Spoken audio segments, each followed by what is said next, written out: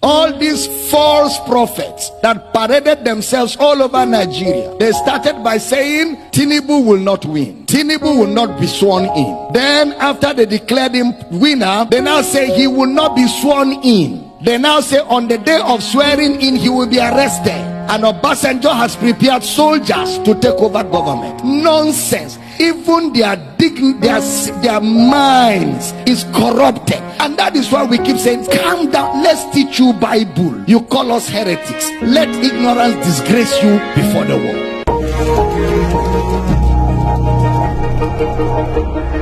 Because there's a theology that they parade around called 7 mountains, that the church must take over entertainment, take over politics, take over government. And that is why the confusion that happened during the election happened. That confusion exposed the church. All these false prophets that paraded themselves all over Nigeria, they started by saying Tinubu will not win, Tinubu will not be sworn in. Then after they declared him winner, they now say he will not be sworn in. They now say on the day of swearing in he will be arrested, and Obasanjo has prepared soldiers to take over government. Nonsense. Even their minds is corrupted, and that is why we keep saying, calm down, let's teach you Bible. You call us heretics. Let ignorance disgrace you before the world. Some churches fasted and prayed for Tinubu to die. The man is your commander-in-chief. Deal with that. That's how when Buhari entered office, a lot of Christians began to say he will die.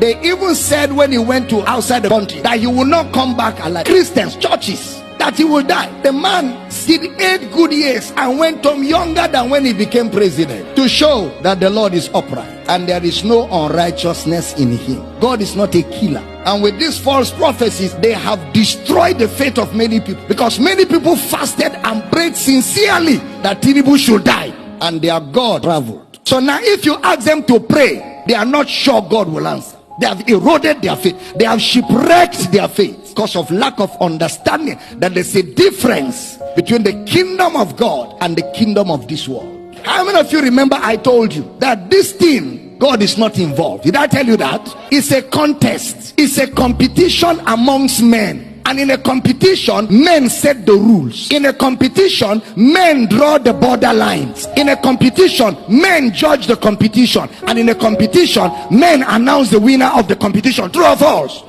Anything that a man will set the rule cannot be God. God is not a man. Your elections, the rules are set by men. Your constitution is drawn by men. It's not Bible. It's not God. It's not God. It cannot be God. God does not install presidents. God does not install presidents. Men vote who should rule them. There's a process that is set by men, and men will determine who wins, and men will announce. Didn't you go to school? It is called a democracy. What is a democracy in social studies? Government of the people, for the people, by the people. How did you bring God in? The government of God is a theocracy. You didn't hear what I said. The government of God is a theocracy. That is God's government over his people. There is no theocracy anywhere in the world. It is democracy all over the world. That is why preachers in America kept saying Donald Trump will win, and kept saying it. In fact, one woman of God was on television praying, oh God, send African angels, send African angels to come to America and make Donald Trump win. Look at caricature, disgracing themselves, men and women of God, embarrassing themselves before the world, before unbelievers, before other religions, making a caricature of themselves, allowing themselves to be overtaken by lust and ambition and greed. All of us want Nigeria to be better, including myself. I want a better Nigeria. I want a great Nigeria. I want us to have the best of government. I want us to have development. I desire it so greatly. But it can never be the kingdom of God. It can never be. It can never be the kingdom of God. It is still the kingdom of men. It is still operated by men. And anything that men do can never be perfect. I'm teaching here. Anything that men are involved, anything that it is orchestrated by men within the boundaries of men, it can never be perfect. I have a reason why I'm talking like this. Somebody even said that if Tinubu becomes president, we should amputate his leg. He said, amputate my leg. We're looking for him. Somebody even says he's a prophet. If Tinubu becomes president of Nigeria, there is no God in heaven. Look at that charlatan. That's a charlatan. That's what? A charlatan. Some churches, even pastors, stood on the pulpit and say, vote for this man. This man is the will of God. Let's fast and pray. How can a pastor be partisan?